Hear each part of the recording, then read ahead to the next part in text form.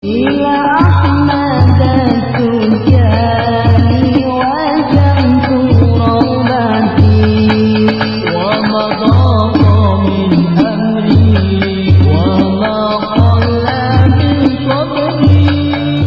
Pagi ini melanjutkan kegiatan yang kemarin, yaitu banyaknya kemiripan-kemiripan antara Karomah Sayyidi Syekh Ahmad bin Muhammad At-Tijani radhiyallahu an dengan mukjizat Nabi sallallahu alaihi wasallam.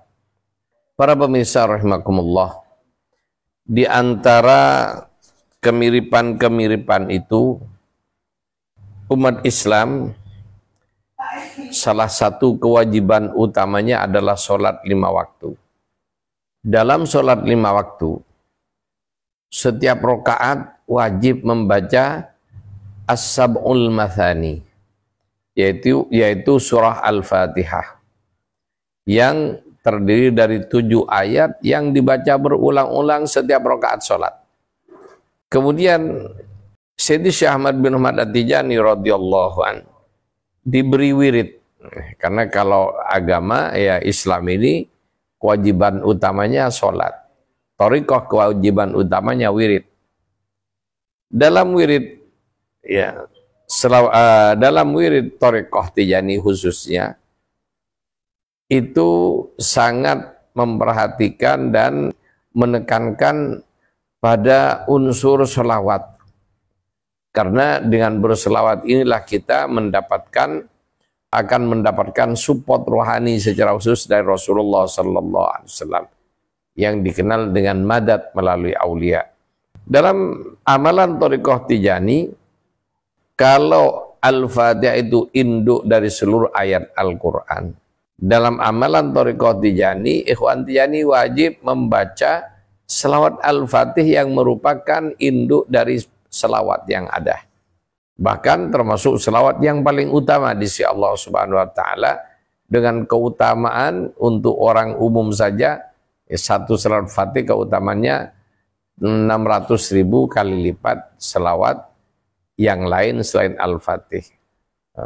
Sedangkan bagi ikhwan lain lagi keutamaannya, justru jauh lebih dahsyat. Jadi ikhwan Tijani punya kewajiban membaca selawat Al-Fatih yang merupakan induk dari semua selawat. Sementara umat Islam ya, dalam kewajiban sholat 5 waktunya itu diwajibkan membaca As-Sab'ul Mathani atau surah Al-Fatihah. Jadi yang umat Islam Al-Quran dari induknya Quran surah Al-Fatihah. Sedangkan ikhwan Tijani membaca induk selawat yaitu selawat Al-Fatih. Kemudian terutama dalam bacaan wadifah, selawat Fatih yang wajib dibaca oleh ikhwan Tijani adalah 50 kali selawat Fatih, yang tidak bisa diganti dengan selawat yang lain. Dan ini isyarah terhadap asal-usul kewajiban sholat 5 waktu itu berasal dari 50 waktu. Ini salah satu rahasia. Kenapa kok harus membaca surat Fatih 50?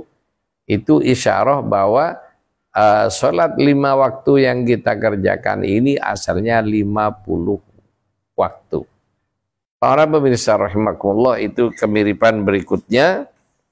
Kewajiban utama orang Islam adalah menegakkan sholat 5 waktu yang asalnya 50 waktu. Salah satu kewajiban bagi ikhwan thariqah Tijani yaitu Al-Fatih 50 kali tadi. Yang nomor 9, Rasulullah memberi kabar gembira dengan janji surga bagi para sahabat dan umatnya. Jadi janji Allah kepada umat Rasulullah sallallahu alaihi wasallam, secara khusus umat Islam seluruhnya dijanjikan oleh Allah melalui Rasulullah masuk surga.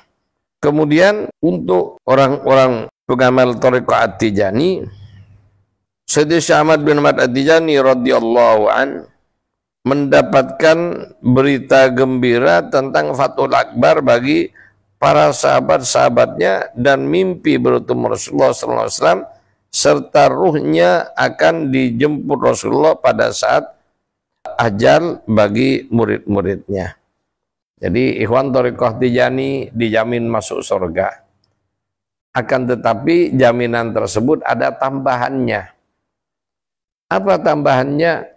Ya, untuk orang-orang tertentu yang benar-benar terpercaya dalam thariqahnya, istiqomah dalam amalannya, Rasulullah sallallahu alaihi wasallam menjanjikan kepada ikhwan Tijani akan mendapatkan Fathul Akbar. Apa Fathul Akbar? Yaitu melihat Nabi dalam kondisi sadar, bukan hanya dalam mimpi. Itu janji Nabi kepada ikhwan thariqah Tijani. Atau ketika ikhwan tersebut memang belum waktunya karena kekuatan rohaninya terbatas, maka tanda-tanda yang bersangkutan ini sanadnya nyambung, wiridnya diterima oleh Allah Subhanahu wa taala, yang bersangkutan akan dapat berita gembira, minimal bermimpi Rasulullah sallallahu alaihi wasallam. Ini diantaranya. Kemudian termasuk juga ketika ajalnya tiba, jika ikhwan tersebut ya mengambil baiat dari muqaddam yang benar, yang sanadnya nyambung kepada Sayyidi Syekh dan kepada Rasulullah, maka ikhwan tersebut juga akan dijemput rohaninya oleh rohani Kanjeng Nabi sallallahu alaihi wasallam. Sehingga dia tidak akan merasakan dahsyatnya sakaratul maut. Karena pada saat itu yaqdah dengan Kanjeng Nabi. Jadi ini diantara karomah Sayyidi Syekh radhiyallahu an yang diberikan secara khusus kepada beliau dan dinikmati oleh murid-muridnya. Kemudian sesungguhnya Rasulullah sallallahu alaihi wasallam hadir ya dalam setiap sholatnya umat Islam. Jadi umat Islam sholatnya dihadiri oleh Rasulullah sallallahu alaihi wasallam. Bagaimana bukti kehadiran Nabi? Ya, terutama mereka yang khusyuk dalam sholat, ya, ikhlas dalam sholatnya, maka Nabi hadir dalam sholatnya setiap umat Islam, dan di antara tanda-tandanya adalah kita membaca tahiyat, ya, baik tahiyat awal maupun tahiyat akhir, ada kalimat yang berbunyi assalamu alayka ayyuhan nabiyyu wa rahmatullah wa barakatuh. Jadi salam untukmu wahai Nabi dan rahmat Allah serta keberkahannya. Ini para pemirsa rahimakumullah tanda. Kenapa assalamu alayka ini ucapan untuk orang yang sedang berhadapan. Contohnya kita datang ketemu teman atau siapapun aja, kita memberi salam pada mereka, assalamualaikum. Ya, apalagi jumlahnya banyak, assalamualaikum. Kalau perorangan, ya assalamualaikum. Nah, ketika kita sholat, dalam tahiyat awal maupun tahiyat akhir, kita mengucapkan kalimat ini sebagai tanda ya, dan menyambut ya sambutan kita dengan kehadiran Nabi dalam setiap ibadah sholat kita. Assalamualaikum ayuhan Nabi. Ya, salam untukmu wahai Nabi. Warahmatullah dan rahmat Allah dan barokah dan serta barokah dari Allah Subhanahu wa taala. Kemudian bagaimana dengan ikhwan thariqah Tijani? Ikhwan thariqah Tijani diberi oleh Rasulullah wirid wadhifah. Di mana dalam wirid wadhifah ini ada banyak rahasia. Di antaranya kenapa kok wirid wadhifah ini sangat penting dan sangat dahsyat, ya.